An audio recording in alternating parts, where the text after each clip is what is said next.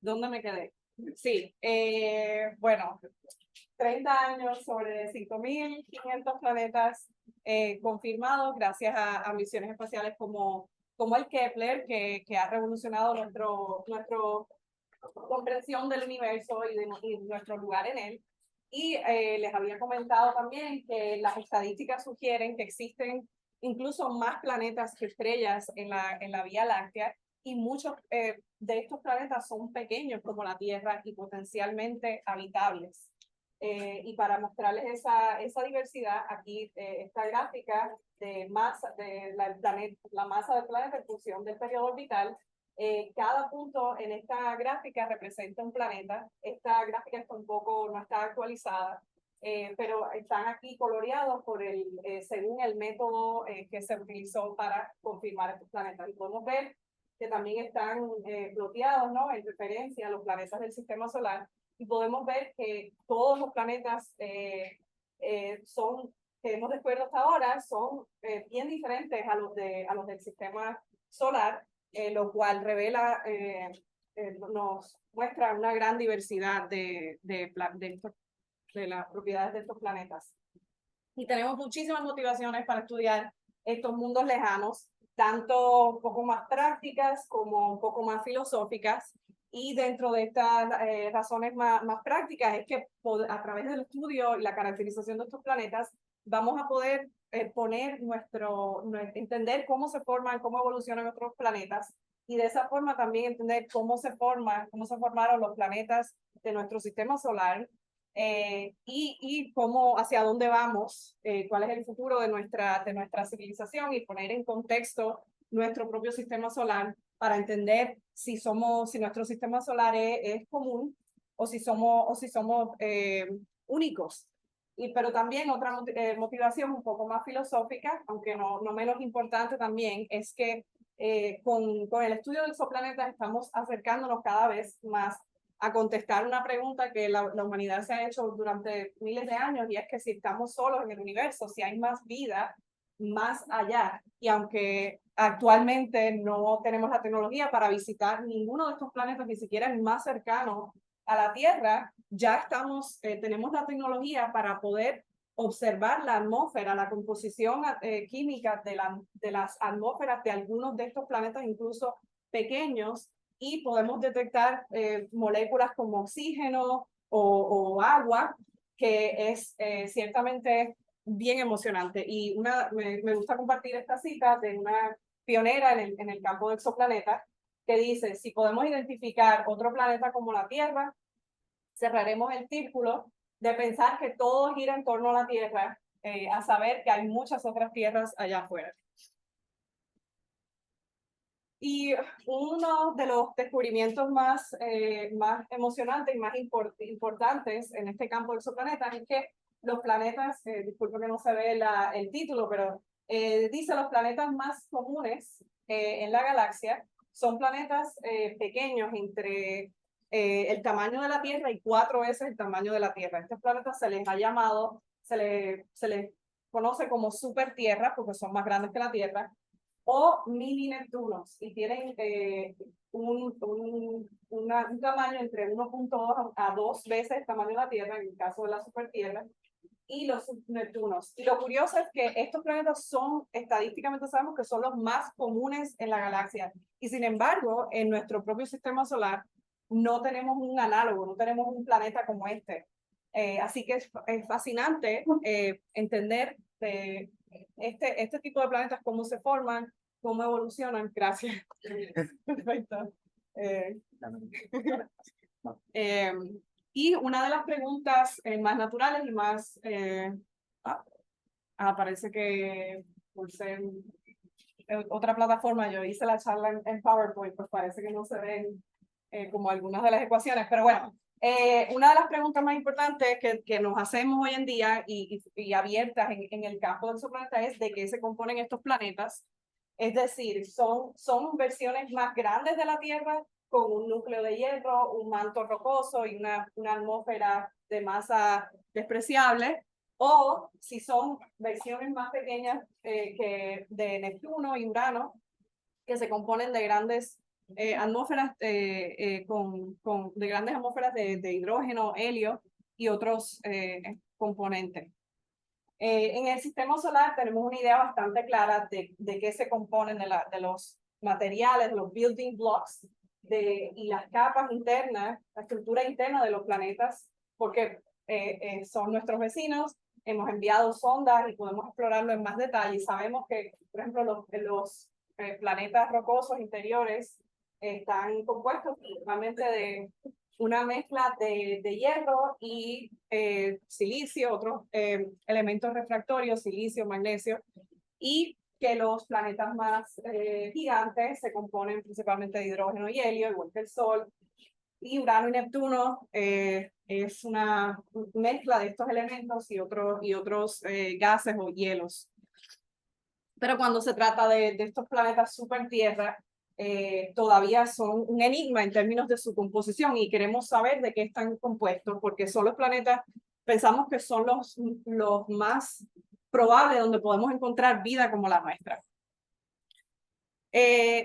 Y entender la composición de estos planetas en general es muy importante para entender cómo se forman los planetas, ya que las propiedades que vemos actuales reflejan el ambiente natal donde se formaron estos planetas y también reflejan los procesos evolucionarios que han experimentado estos planetas. Pero también, principalmente para muchos investigadores, una de las motivaciones más grandes es la búsqueda de la vida.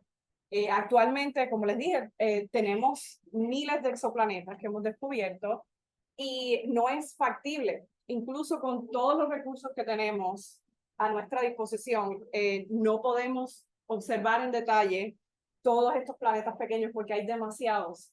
No tenemos suficientes recursos en términos de telescopio, entonces tenemos que ser muy juiciosos y cuidadosos a la hora de escoger qué planetas vamos a observar para buscar esas señales preciadas de vida. Y esa es una de las razones. Por ejemplo, el telescopio espacial James Webb está dándole seguimiento a estos planetas interesantes que estamos encontrando, los que son pequeños, los que tienen las características más prometedoras para encontrar vida. James Webb está observando, oliendo las atmósferas de estos planetas y tratando de buscar cuáles son esas moléculas. Otro descubrimiento bien importante en nuestro campo es que cuando vemos la distribución de tamaños de planetas, vemos que hay como un gap, ¿no? Como un vacío de planetas de alrededor de 1.8 veces el tamaño de la Tierra. Y se piensa, la interpretación de la comunidad es que este gap separa los planetas los terrestres de los gaseosos, o sea, los planetas más pequeños, que aproximadamente 1.6 a 1.8 veces el tamaño de la Tierra, son terrestres, o sea que se componen igual que la Tierra, de un núcleo líquido de hierro y un manto rocoso. Estos son como los componentes principales que componen las rocas. Y en contraste, los planetas más grandes son gaseosos, o sea, son lo suficientemente masivos como para poder atraer grandes cantidades de gases como hidrógeno y helio. Sin embargo, esto es un picture bastante simplificado, porque realmente determinar la composición de exoplanetas es más complicado que simplemente esta demarcación de tamaño. Y aquí, para ilustrar eso, esto es una gráfica que muestra el radio en función de la masa de planetas pequeños de menos de 3 veces el tamaño de la Tierra. Y estas líneas que vemos de diferentes colores son como diferentes recetas para construir un planeta. Por ejemplo, esta línea es como roca. O sea, entonces, la utilidad de este diagrama es que podemos obtener observaciones reales de exoplanetas y graficarlos en un diagrama como este, y así podemos ver si podemos ver si el planeta es consistente con alguna de estas composiciones. Pero lo que podemos aprender también de esto es que si vemos los planetas más pequeños tienden a seguir composiciones más consistentes con la Tierra, mientras que los planetas más grandes tienden a tener un rango de composiciones y vemos que hay planetas que son más pequeños que 1.6 que pueden tener grandes atmósferas, y lo sabemos por la densidad promedio del planeta, pero también podemos tener planetas más grandes que son más scaled up versions of Earth, como que son versiones más grandes de la Tierra. Y determinar la composición de estos planetas pequeños es bien difícil, en parte porque la gran mayoría de los planetas pequeños que conocemos fueron descubiertos por Kepler. Y Kepler se enfocó principalmente en estrellas tenues, no muy luminosas, que son más difíciles de observar. Y en adición a eso, también los planetas más pequeños inducen señales más pequeñas en las estrellas, con lo cual el número de planetas caracterizados en gran detalle es bastante limitado. Y para darles una idea, de los 3.300 planetas más pequeños, solamente un 10% tienen medidas de masa y radio, que son las medidas como más fundamentales para determinar la composición. Y pues mi investigación como estudiante doctoral se enfocó en utilizar, en cuantificar esta diversidad de composiciones de planetas pequeños, utilizando observaciones del espacio existentes o nuevas desde el espacio y desde la Tierra para determinar las propiedades de estos planetas y así poder pues, acercarnos más a esta pregunta de si estamos solos y si hay vida más allá. Ok, y aquí voy a comenzar con uno de los proyectos que trabajé en mi doctorado, analizando la composición del K2-106b, que es un potencial, se reportó inicialmente como un potencial supermercurio, orbitando una estrella como el Sol.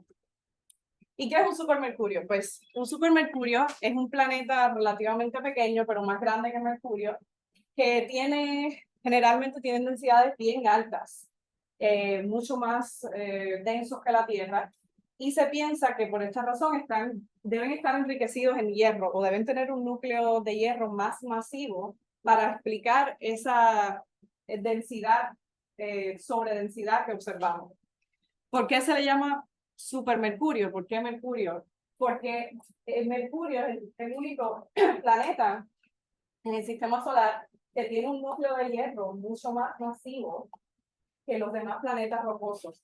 Tiene una masa nuclear, o sea, la masa total, la masa del núcleo dividido por la masa total es 0.7. El 70% del planeta es el núcleo de hierro. A diferencia de la Tierra, que nuestra Tierra se compone de 33% hierro, el núcleo. Sí. Tremenda pregunta. La densidad es la masa de una esfera, que es un planeta, la masa dividida por el volumen. El volumen, si recuerda, la ecuación es proporcional al cubo, al radio al cubo. Nosotros podemos medir estas dos propiedades de un exoplaneta. Podemos medir el radio, y luego te voy a decir cómo, y podemos medir la masa. Son como las dos propiedades más fundamentales. No lo podemos hacer para todos los planetas, pero para ciertos planetas podemos medir esas dos cosas y la masa entre el volumen, así de sencillo. Y tienes la densidad promedio del planeta. Pues, ok, pues este sistema K2-106 es un sistema que se compone de dos planetas, uno interior con un periodo orbital de 0.5 días, o sea, 12 horas, le da la vuelta a su estrella en 12 horas, mientras que la Tierra obviamente le da la vuelta en 365 días, o sea que este planeta está extremadamente cerca de la estrella, por lo cual se pueden imaginar que está extremadamente caliente, mucho más caliente que Venus. Y pues lo que nos llamó la atención, disculpen que no se ven los números, eso es porque estoy proyectando la charla en otro formato, en otro programa. y no se ven las ecuaciones bien. Pero bueno, la masa es alrededor de 8 veces la masa de la Tierra. El radio, como inicialmente se reportó, 1.5 veces el tamaño de la Tierra. Y, por cierto, yo no descubrí este sistema se descubrió por otro equipo de investigación en el 2017. Lo que nos llamó la atención de este sistema es que el planeta interno, K206b, tiene una densidad de 13 gramos por centímetro cúbico. Y en comparación, la densidad de la Tierra es mucho menos que eso, 5.5. O sea que esto es un planeta más denso que incluso el hierro, en condiciones a temperatura también, en condiciones de la Tierra, presiones de una atmósfera, es mucho más denso. Entonces nosotros pensamos, mi supervisor y yo pensamos, ¿cómo un planeta puede ser tan denso? Puede ser más denso que el mismo hierro.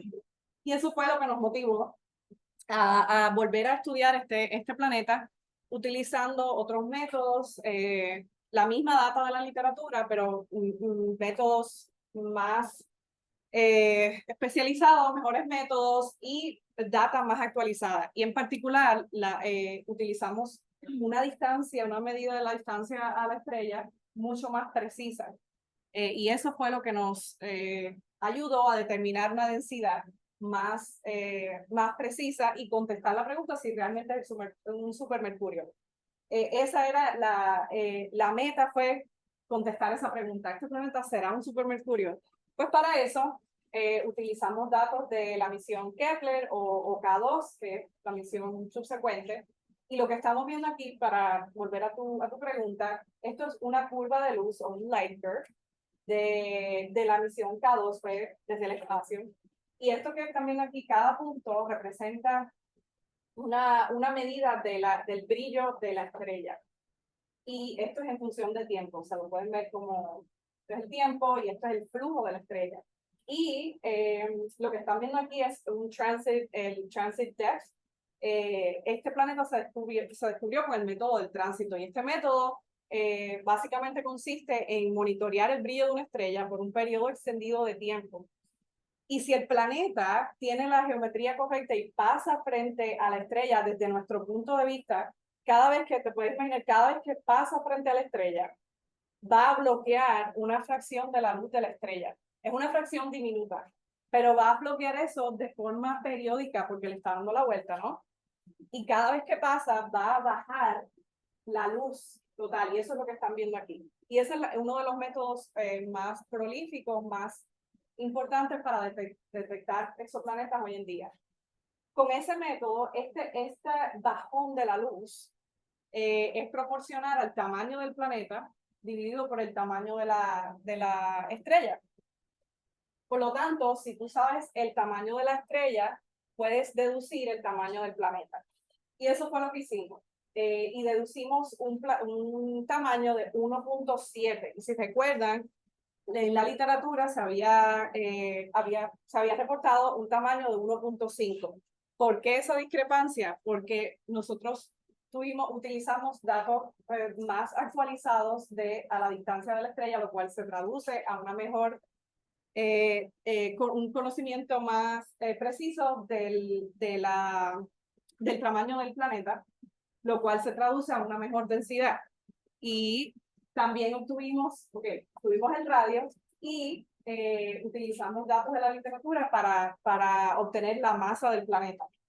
Y esto que están viendo aquí es una curva de velocidad radial, que básicamente esto es otro método de detección. Y en este método estás observando las variaciones de luz de la estrella a medida que la estrella se mueve hacia el observador, hacia nosotros, y se aleja de nosotros a medida que orbita el centro común de masa del planeta y la estrella. Eso se conoce como el Doppler method o el radial velocity method. Y pues obtuvimos este set de data.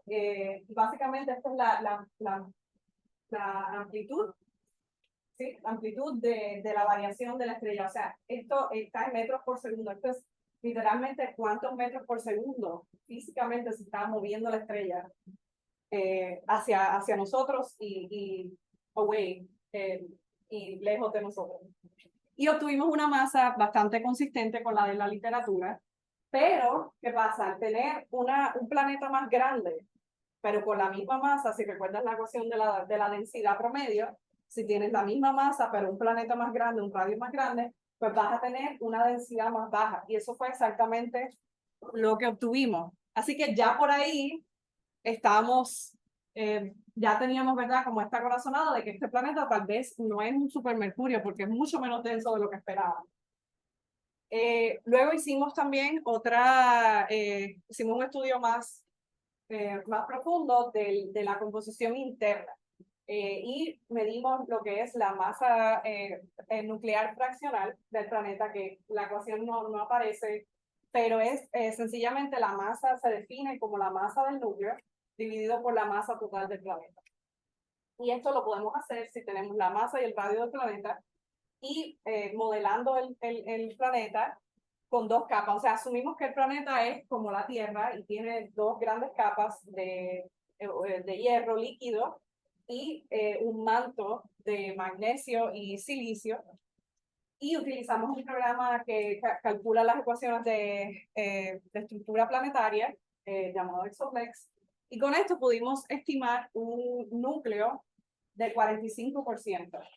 Y si recuerdan lo que les había comentado sobre Mercurio, la masa de Mercurio del núcleo es 70%. Inicialmente este planeta cada 206 veces había reportado como que tenía un núcleo de 80%, una cosa increíble. Y con estas nuevas medidas pudimos bajar esa masa a 45% con una incertidumbre más pequeña. Era Exoplex. ¿Mm? Exoplex. Es un programa que puedes utilizar libre a la comunidad y básicamente calcula la masa nuclear, fraccional nuclear de un planeta. Dado una masa y un radio y una incertidumbre, calcula eso. Entonces,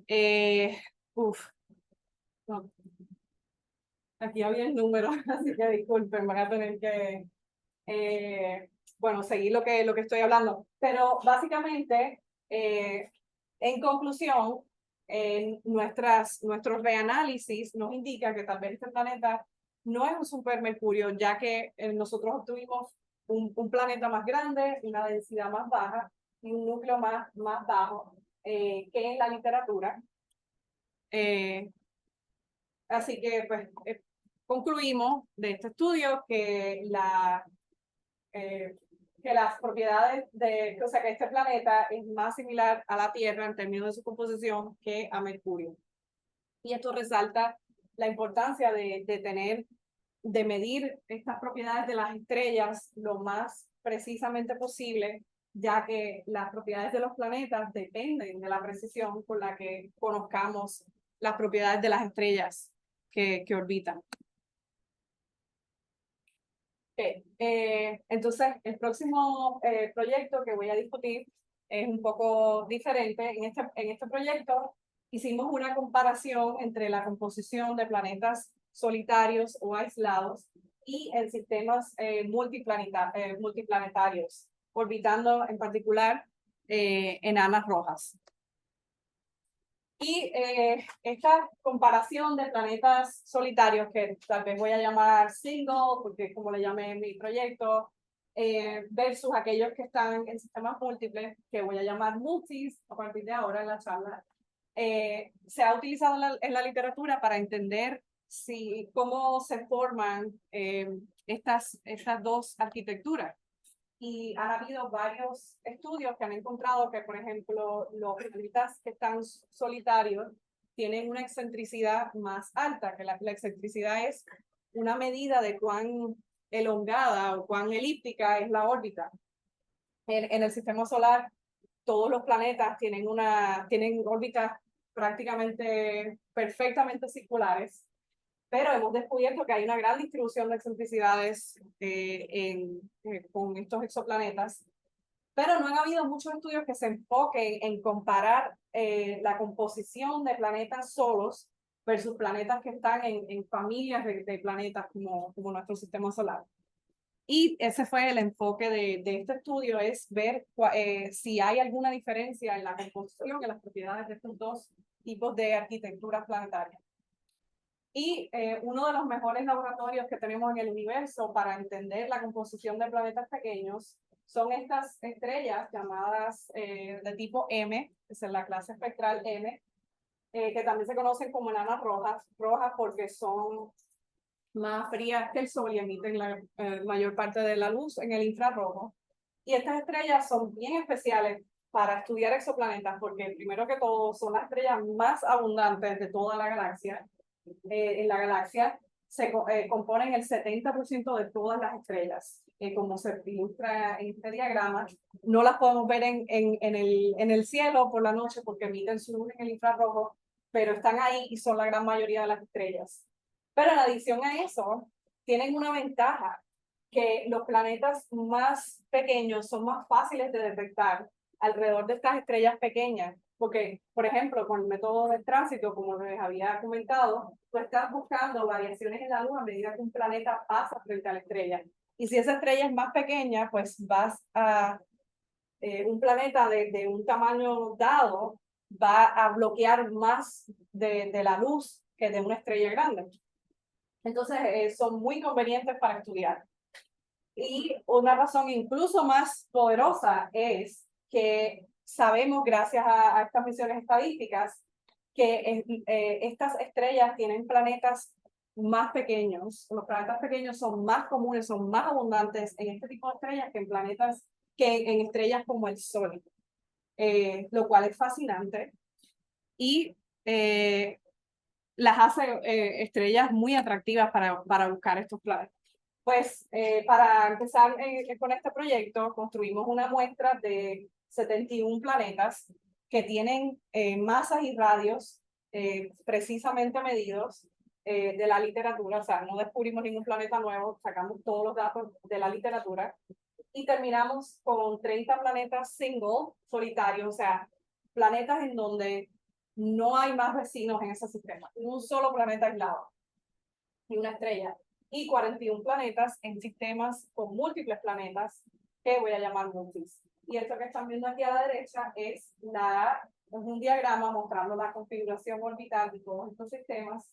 En los símbolos acá, el tamaño de los círculos corresponde al tamaño proporcional al tamaño real de estos planetas. Y vemos que están graficados también por el número de planetas. O sea, arriba tenemos sistemas más numerosos, con más planetas, y a medida que bajamos, estamos viendo planetas, sistemas con menos planetas. Todos estos acá son planetas solitos. Y están también coloreados según su masa. Y este es el periodo orbital o el año.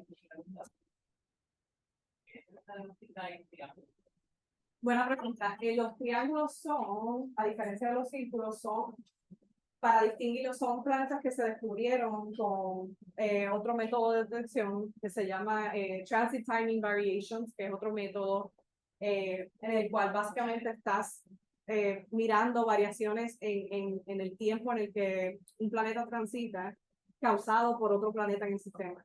Que no lo estás viendo, pero puedes detectar esas diferencias. Y los círculos son planetas que transitan, pero que tienen masas obtenidas del método de velocidad radial. Son diferentes tipos de masa. O sea, ¿cómo obtuvimos la masa? Los tamaños de los círculos. Corresponde al tamaño del planeta. O sea, que círculos más grandes son planetas más grandes.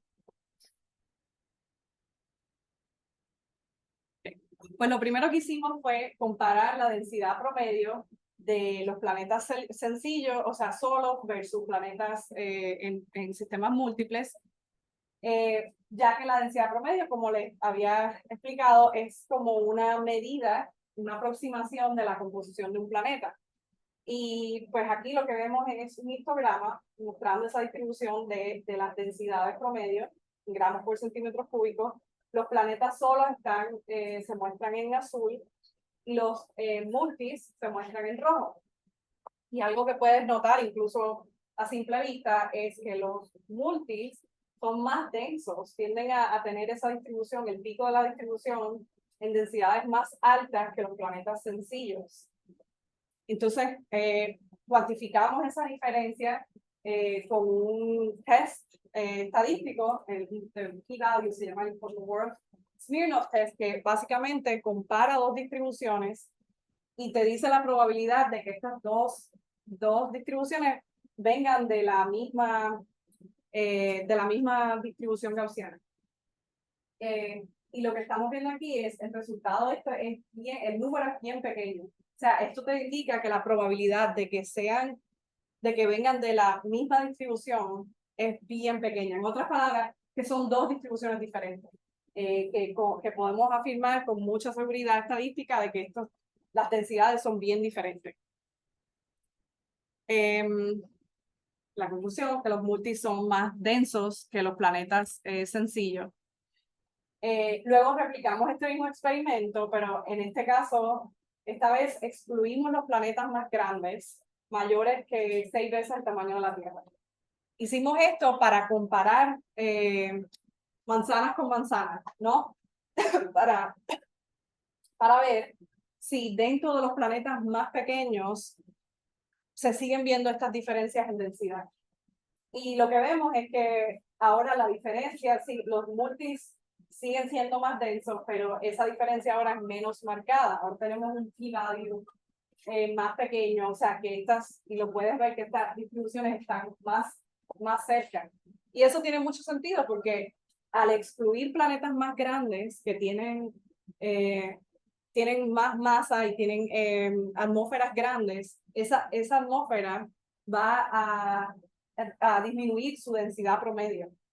Así que al excluirlo, estamos deshaciéndonos de todos estos planetas más densos o menos densos. Otra cosa que hicimos fue también modelar la estructura interna de los planetas pequeños de nuestra muestra, y eso es lo que vemos acá. Solamente hicimos esto para planetas más pequeños, menos masivos, de 10 veces el tamaño de la Tierra. Lo que vemos acá es un diagrama de posibles composiciones de estos planetas, y lo que hicimos fue que básicamente modelamos dos tipos de planetas. Los planetas más densos que la Tierra, que caen, ¿verdad?, en esta región como anaranjada, los modelamos como un planeta terrestre con un núcleo de hierro y un manto de rocoso, y los planetas menos densos como un mundo acuático. Recuerden, obviamente el agua es menos densa que las rocas, así que esto tiene sentido. Es un modelo bastante simple, pero tenemos evidencia de que existen muchos mundos acuáticos en la galaxia. Son planetas que tienen mucha más agua que la Tierra. La Tierra no tiene mucha agua realmente. En estado líquido, sí. Utilizamos de nuevo este programa, Exoplex, para calcular la masa nuclear fraccional del núcleo en el caso de planetas terrestres, o la fracción de agua en el caso de los mundos acuáticos. Y pues encontramos que 24 planetas rocosos en total, con masas nucleares, o sea, con un porcentaje de núcleo entre 10 a 80%, y 17 planetas ricos en agua, con fracciones de agua entre 13 y 92%.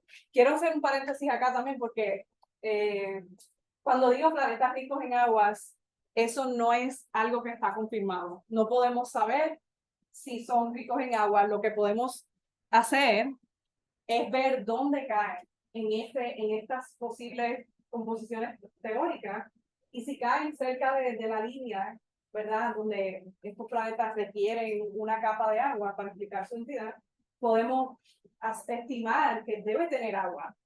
¿Por qué? Porque el agua es uno de los elementos o compuestos más comunes en la galaxia, pero realmente no sabemos porque no podemos viajar a estos lugares.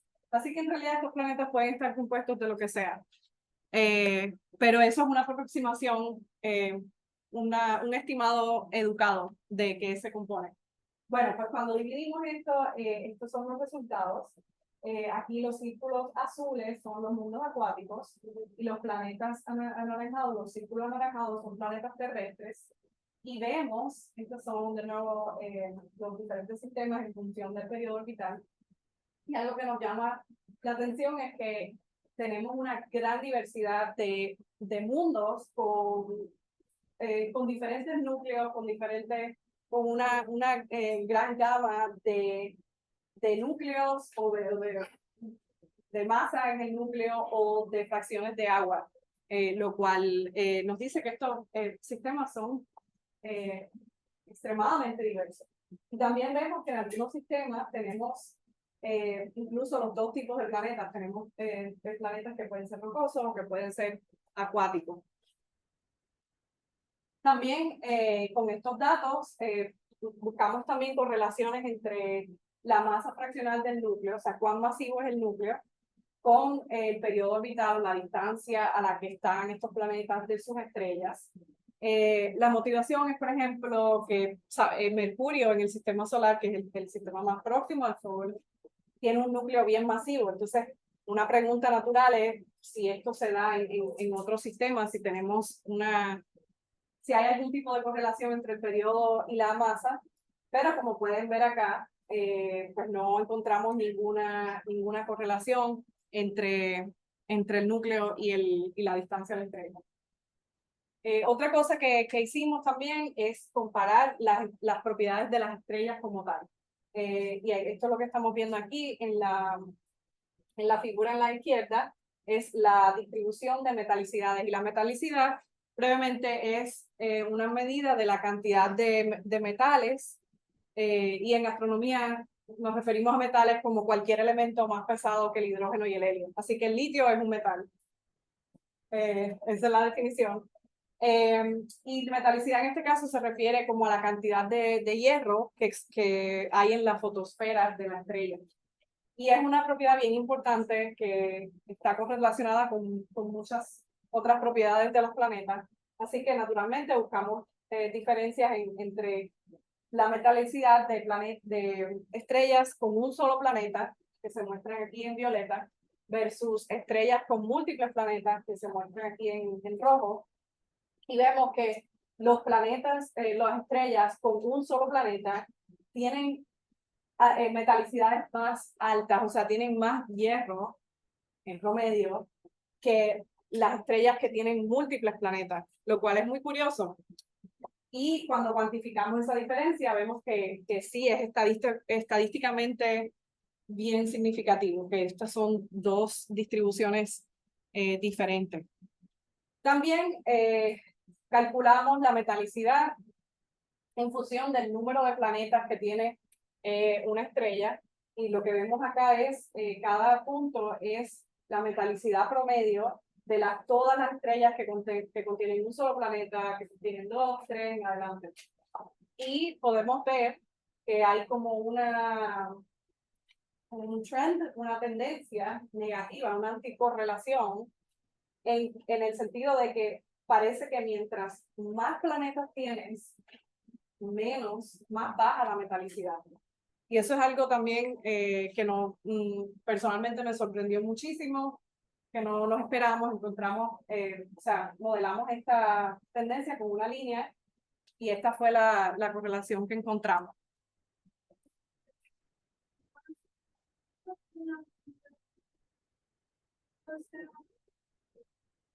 De la estrella.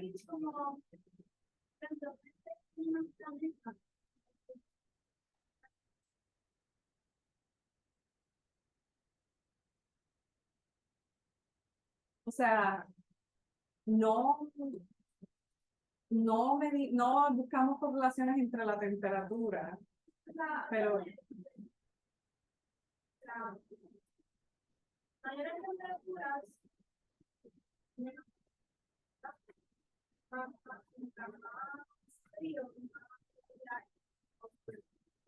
puede ser mientras la estrella tiene más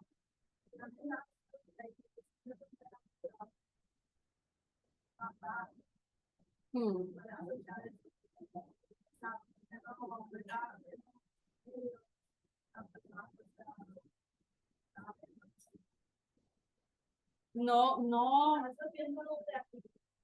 es buena idea, pero no es algo que exploramos. Yo creo que la relación entre temperatura y metalicidad como no está súper clara y no fue una de las propiedades que miramos, pero es una buena sugerencia. Mm, mm.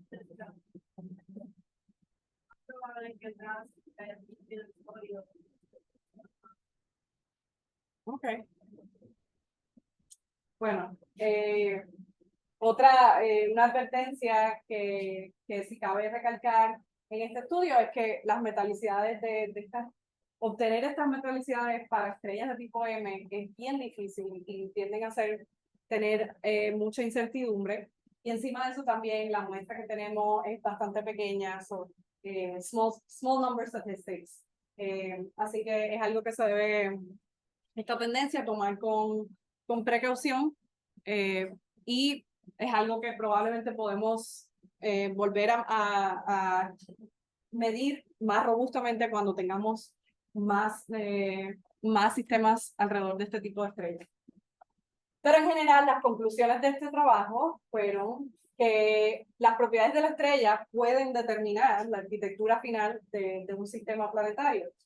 Y como el panorama o el picture que parece indicar o que parece sugerir estos resultados es que si tienes una estrella alta con una metalicidad alta, un hierro, por ejemplo, estas estrellas pueden favorecer la formación de planetas que son gigantes y solitarios, y al ser gigantes pues van a tener baja densidad porque van a tener gran parte de su masa en la atmósfera, que son gases de baja densidad.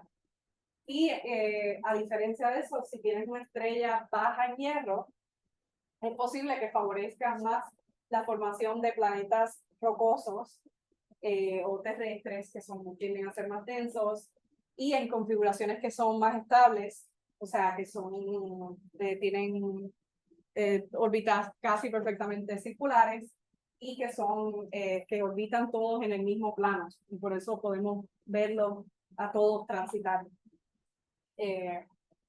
Esa es básicamente la conclusión de que estas dos arquitecturas, planetas solos versus planetas en sistemas múltiples, son dos arquitecturas diferentes y se forman de formas diferentes.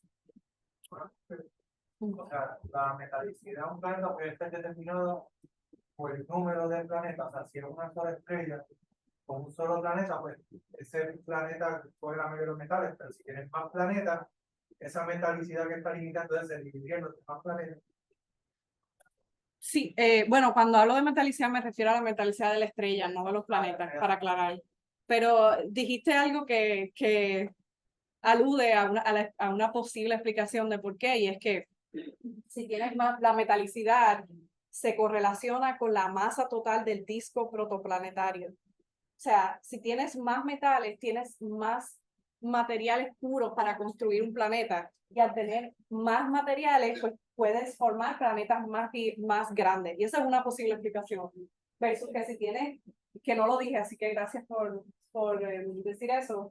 Y si tienes menos metales, vas a tener menos masa para formar planetas. Entonces, vas a formar preferencialmente planetas menos masivos. Es una posible explicación, es una teoría.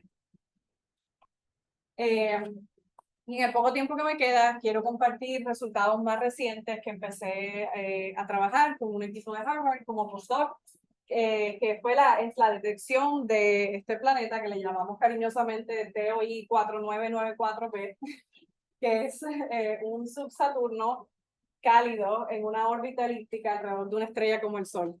Es gracioso decir esto en español porque no estoy acostumbrada y suena como 1000 veces más gracioso en español. Pero anyway, esto fue un planeta que se descubrió usando datos de la misión espacial TESS o el Transiting Exoplanet Survey Satellite. Fue una misión espacial lanzada por la NASA en el 2018 con el propósito de encontrar miles de exoplanetas nuevos y en particular planetas pequeños los cuales pudiéramos darle seguimiento y medir las masas.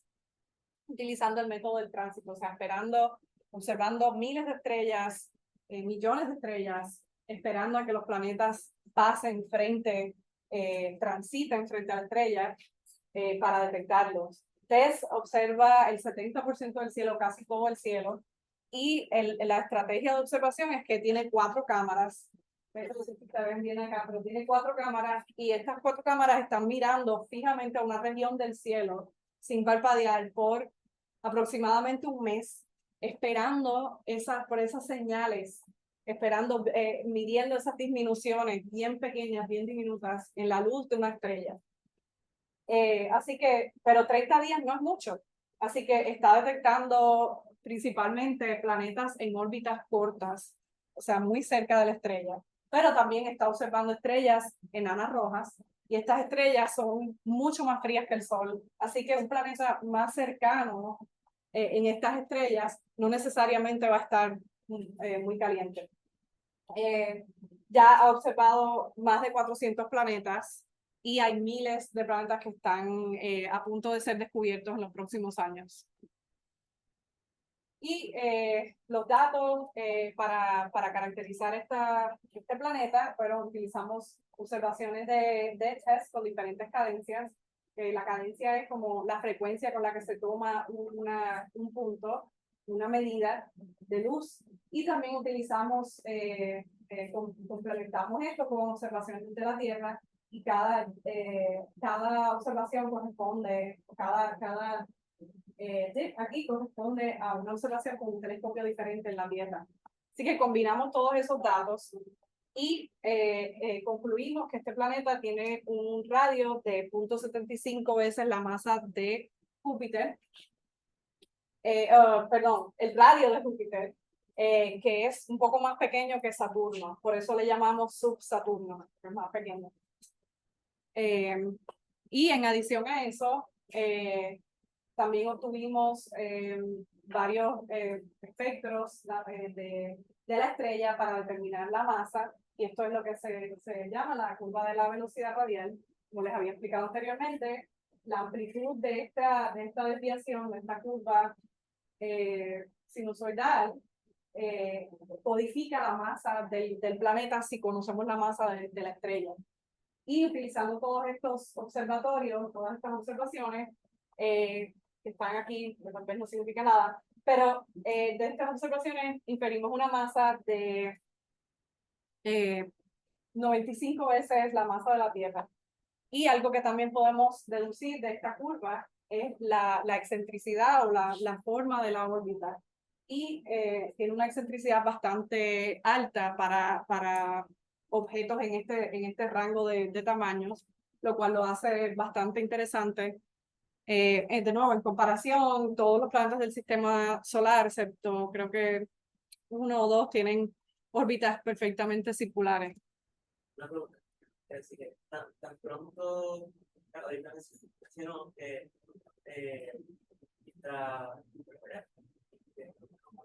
uno puede, ¿verdad? Está solamente observando las estrellas con órbitas más pequeñas. Entonces, así que primero, tan pronto ustedes vean que esa disminución de la luz está ocurriendo a una frecuencia muy alta, pues puede determinar que la órbita de lo que está pasando por ahí es bastante pequeña. Y ahí se considera para ser. Sí.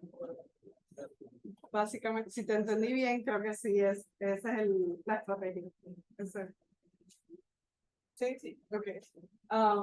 Bueno, y para concluir, aquí les muestro, basado en el análisis preliminar, de cuando modelamos la data, la velocidad radial junto con los tránsitos, y modelamos las propiedades de las estrellas, pues aquí es donde estos diagramas muestran dónde cae este planeta en contexto de toda la población planetaria que conocemos. Esto es una gráfica de la excentricidad, o la excentricidad en función de el eje semimayor, y vemos que cae, esta es la estrella roja, representa el planeta, que tiene una excentricidad relativamente alta comparado con la mayoría de los planetas que hemos descubierto hasta ahora. Y acá en la derecha vemos la masa en función del periodo de todos los planetas que hemos descubierto hasta ahora. Y vemos que este planeta cae como en una región como pobremente sparsely populated, donde no hay muchos planetas, como un vacío, ¿no? Que se le conoce como el Valle Subsaturno, o sea, son planetas que están como entre medio de la masa de Júpiter y la masa de planetas más pequeños, posiblemente terrestres. Y esto es un proyecto que está todavía en curso, estoy trabajando en escribir la publicación, pero todavía no ha salido, así que estoy bien emocionada por eso. Y bueno, para concluir, reanalizamos en mi primer proyecto, reanalizamos la composición de un potencial supermercurio y hallamos que en realidad no es un mercurio, sino que es más consistente con la composición de la Tierra. En otro proyecto encontramos evidencia en una dicotomía en la composición planetaria y en las propiedades de estrellas con un solo planeta versus con múltiples planetas en estrellas de tipo M, lo cual sugiere una divergencia en la formación, en los mecanismos de formación de estas dos arquitecturas planetarias. Y finalmente, confirmamos la detección de un planeta cálido, ya que es subsaturno en una órbita bastante elíptica, alrededor de una estrella como el Sol. Y la conclusión final, creo que algo que como ata o encapsula todas las presentaciones, es que espero que se hayan convencido de que los planetas pequeños tienen una impresionante diversidad en sus propiedades y que definitivamente vale la pena estudiarlos. Así que, bueno, con eso les doy gracias por su atención y voy a aceptar preguntas.